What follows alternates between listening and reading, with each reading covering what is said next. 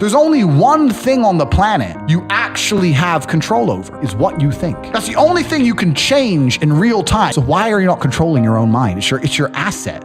One of the only things in this world you can control is your state of mind. You can't control the weather. You can't control other people. You can't even control your health. You might get a brain hemorrhage. You might get hit by a bus. If you can't control that, then you're just a feather in the wind.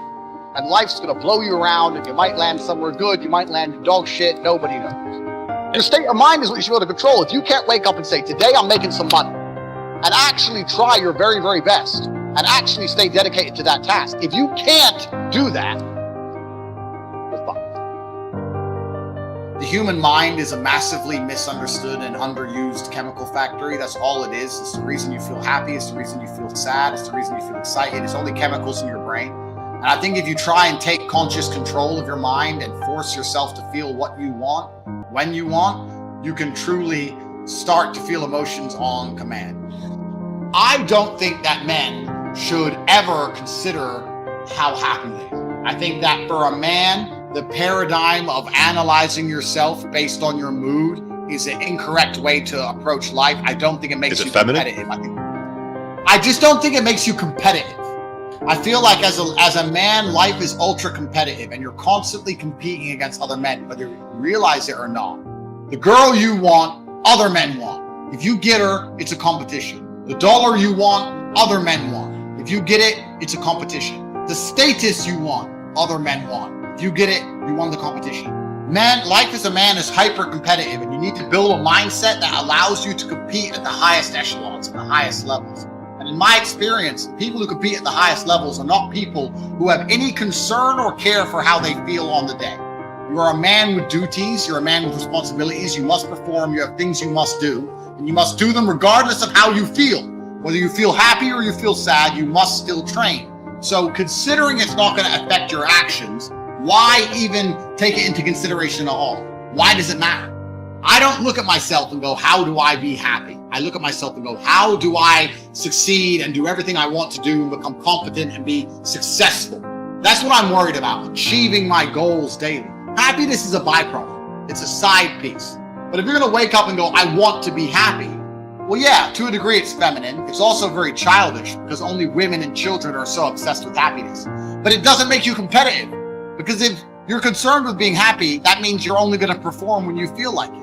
That means you can't outcompete the men who perform every day regardless. And that's why, as a man, you need to be building a mindset that makes you as competitive as possible. And I think that considering happiness as a concept, as an idea in and of itself is a bad idea. It doesn't even cross my mind if I'm happy. It doesn't even cross my mind. I've got shit to do. Every man understands you shouldn't be complaining about things you cannot change. You have to play the cards you're dealt. To be born a certain height and then to sit there and go, what do I do? I'll tell you what you do. You become the best version of yourself, just like everyone else does. Nothing about the height is in and of itself enough value for me to be a valuable man. As a man, you build your value. You are born with the cards you're dealt. Sure, it'd be ideal. Look, I'd love to be 7 foot tall. I'm not.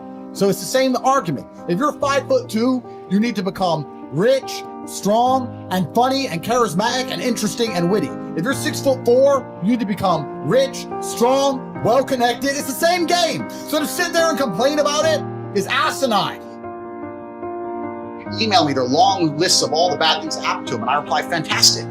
You are so lucky. You have all the building blocks to become the exact kind of man you want to be. If none of this shit happened to you, when something else bad happens to you later, you wouldn't be able to deal with it. Fantastic. Bad things happened to Batman. They killed his parents. Do you understand? That's why he's Batman. You've just told me you have the building blocks. You might become top G when I retire. What are you complaining about? He goes, well, what do I do? I said, you need to work. Take all that trauma. If you're truly heartbroken, my friend, and we've all been there as men, if you're truly heartbroken, you can't sleep. That means you're going to get in fantastic shape. You better hit the gym. You have nothing else to do. Stop watching YouTube. Stop emailing me. I want pictures of you in the gym. Get to fucking work. Heartbreak's a fantastic motivator, as is depression, as is sadness. Great. Look at what's pissing you off and make sure it never happens again. If you were jacked and rich as fuck, she probably wouldn't have left your ass. All of you have a handful of this. I don't think you understand that. You could have been in a car crash at 4 years old and lost your legs. Do you have any understanding of how lucky you have been? This is pure luck. There's only luck has kept you fully able-bodied sitting there capable of learning and listening and becoming something.